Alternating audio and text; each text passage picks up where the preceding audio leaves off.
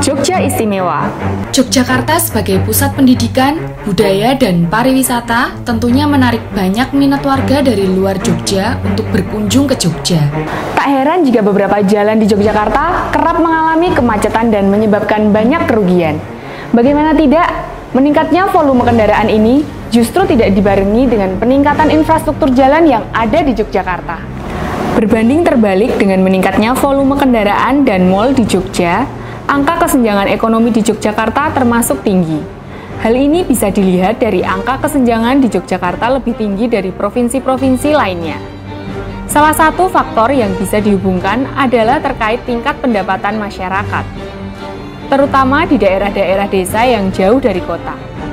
Orientasi pertumbuhan ekonomi yang belum merata inilah penyebab utama ketimpangan ekonomi yang begitu nyata. Peluang pemerataan pertumbuhan ekonomi harusnya kini lebih mudah dengan adanya teknologi. Apalagi minat pembaca di daerah istimewa Yogyakarta sangatlah tinggi. Mulai dari anak sekolahan sampai tukang becak gemar membaca. Dengan konten-konten yang positif, seharusnya masyarakat lebih bisa memanfaatkan era digital seperti saat ini.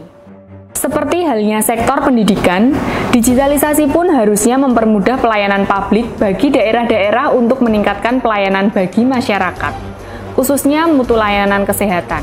Tidak perlu lagi mengantri untuk mendapatkan layanan. Jogja Smart Province adalah kolaborasi kewilayahan berbasis teknologi informasi untuk mendukung penyelesaian isu strategis dan pengembangan potensi di Yogyakarta.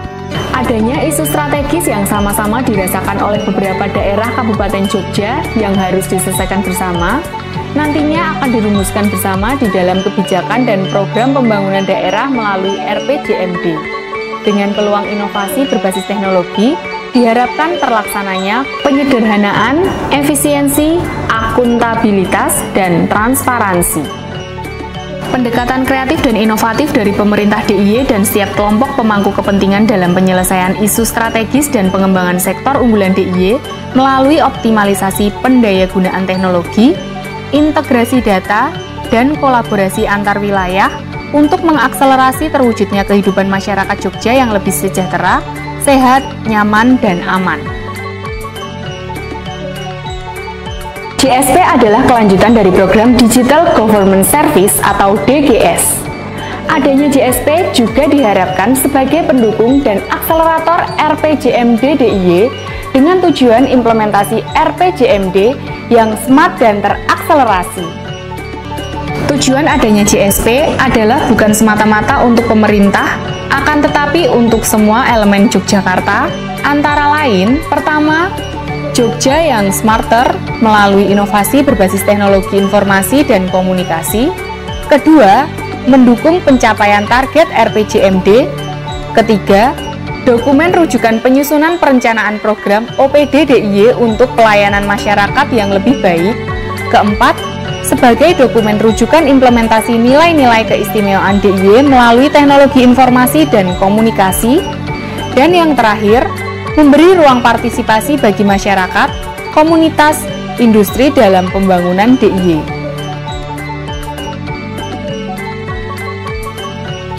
Dengan adanya keistimewaan Yogyakarta yang menjiwai JSP, menjadi pembeda dengan Master Plan Smart City untuk daerah lainnya, yakni meliputi nilai-nilai keistimewaan Jogja, antara lain, yang pertama, Sangkan Paraning Dumadi, yang kedua, Hamemayu Hayuning Bawono, yang ketiga, Manunggaling Kawula Gusti. Nilai keistimewaan tersebut adalah roh JSP yang menjadikan adanya 5 dimensi JSP berikut: Smart Living, Smart Culture, Smart Society, Smart Environment, dan Smart Governance. Smart Living adalah dimensi yang mengurus semua tentang mobilitas dan pariwisata. Seiring meningkatnya wisatawan yang datang di DIY, akan dimudahkan dengan aplikasi Jogja Istimewa untuk mengakses berbagai informasi mulai dari hotel, tempat wisata, kuliner, perbelanjaan, kerajinan, layanan publik, hingga CCTV di ruas-ruas jalan di Yogyakarta. Untuk mengatasi semakin banyaknya volume pengunjung, pemerintah DIY juga telah menyediakan transportasi umum yaitu Trans Jogja. Namun perbaikan kualitas transportasi umum sangatlah diperlukan untuk menambah minat masyarakat untuk menggunakannya. Smart Society adalah dimensi yang mengurus semua tentang kemasyarakatan, pendidikan, dan ekonomi. Ketimpangan ekonomi antar wilayah DIY masih sangat terasa. Usaha mikro, kecil dan menengah atau UMKM dan potensi industri kreatif di DIY juga menjadi tulang punggung ekonomi banyak masyarakat. Iklim yang kondusif bagi startup dan UMKM akan berpotensi juga untuk meningkatkan ekonomi DIY. Dengan potensi lokal tersebut, pengembangan konsep dan industri kreatif DIY akan menjadi solusinya. Smart culture adalah dimensi yang mengurus semua tentang kebudayaan. Peluang dari minat masyarakat untuk membaca sangat tinggi, yaitu memperkenalkan e-learning kepada masyarakat luas, peningkatan pemahaman kebudayaan, kebangsaan, dan keistimewaan DIY pada generasi muda. Dengan hal tersebut, potensi membentuk manusia unggul menurut nilai filosofi Yogyakarta, Sakaning Dumadi, adalah SDM yang bertumbuh dari anak-anak hingga remaja dalam intelektualitas, karakter, dan spiritualitas.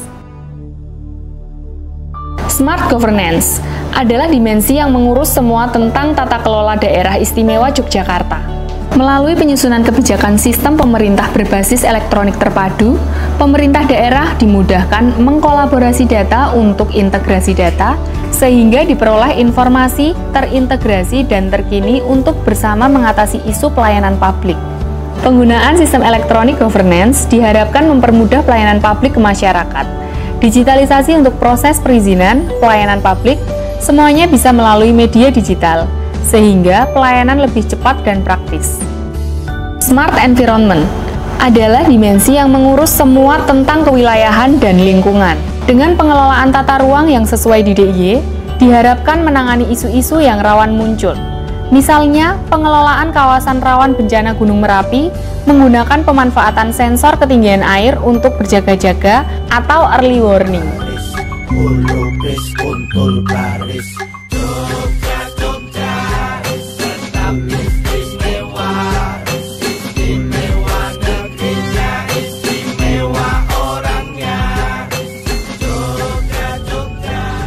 Penyusunan master plan JSP sebagai berikut.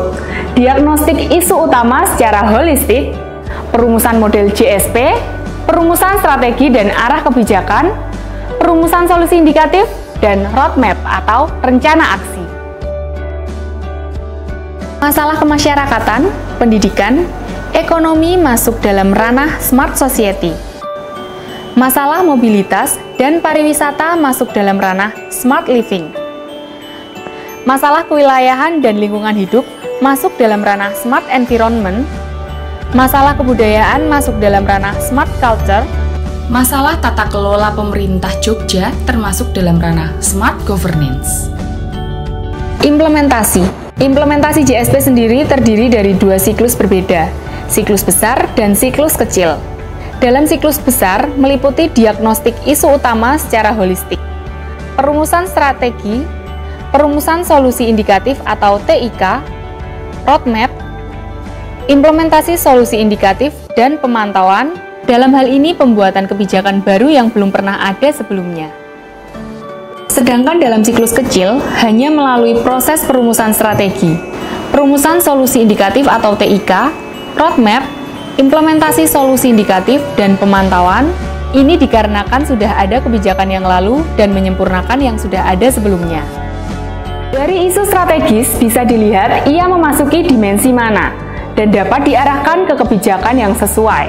Selanjutnya, strategi dirumuskan untuk mendapatkan solusi indikatif dengan aspek perubahan yang sesuai dan dapat diambil dari sumber pembiayaannya. Dari OPD yang berkaitan melalui tim JSP, rencana kebijakan diteruskan ke pemerintah DIY, dunia usaha, akademisi, masyarakat, dan media. Di dalam RPJMD telah teridentifikasi isu-isu strategis pembangunan di DIY. Dalam masa transisinya, JSP hadir untuk memfasilitasi perubahan atau transisi RPJMD sehingga perlu ditinjau dan dikawal untuk mewujudkan tujuan-tujuannya.